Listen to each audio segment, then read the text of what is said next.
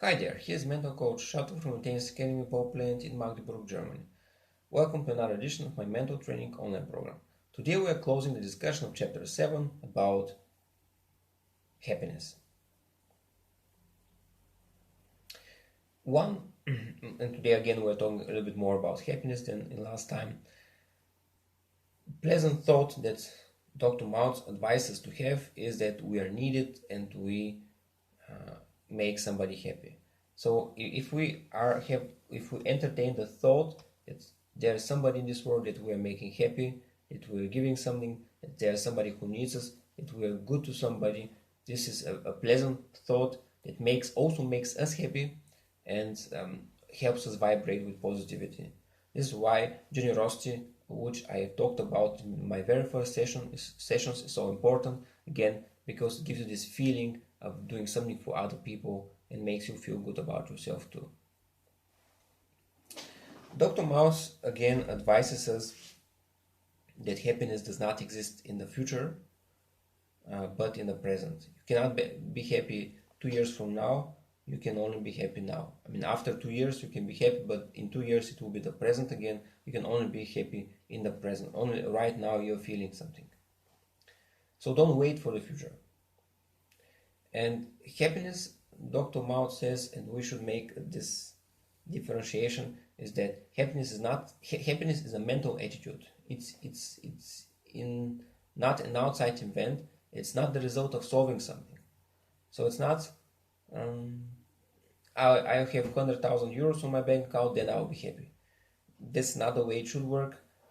You should be happy right now within yourself, and happiness should be a mental state and not the result of something that you achieve at some point in your life. Because what's the point in waiting 30 years for something to achieve and then be happy, and those 30 years being miserable? It's just not worth it. Not even winning Wimbledon is worth it unless you are happy while you're achieving it. Another thing that Dr. Maut says that we're not animals, we're not sheep, and we should not let our outer events determine your mood. We should not react.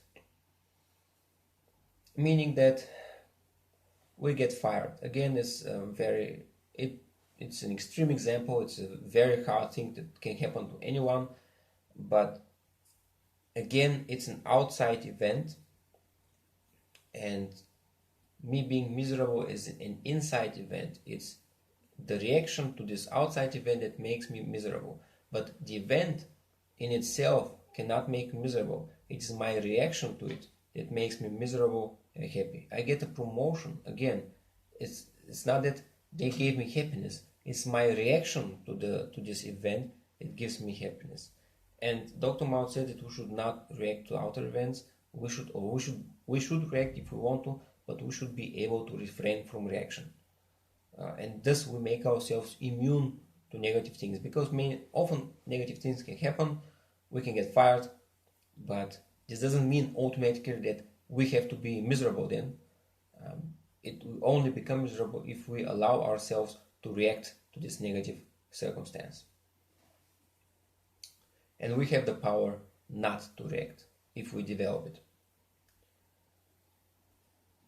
And again, Dr. Maut says people are not disturbed by the things that happen, but by their opinion of the things that have happened. Getting fired, of course, is a bad thing, but it also means a good opportunity for you to find a better job, right? It also means that you wouldn't have to spend any more time with your boss who you didn't like anyway. It might give you a chance to move to another city if you didn't like your city anymore. It could be negative, but it could also be perceived as positive, and yet there's nothing is always pure negative, pure positive. Also in bad things, there are good things that can result out of them, and it depends on which one we focus upon. And as a final thought again about habits is that 95% of our behavior, feeling, responses is habitual. It means that we reacting to an event in a negative way is not who we are, it's just a habit.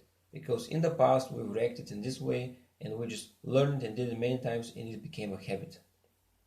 But it doesn't have to be this way, it could be changed. 95% of our behavior is habitual, means that 95% of what we are, what we do, and who we are could be changed. So if we want to, we can change ourselves. That's all for today and for this week. Until next time.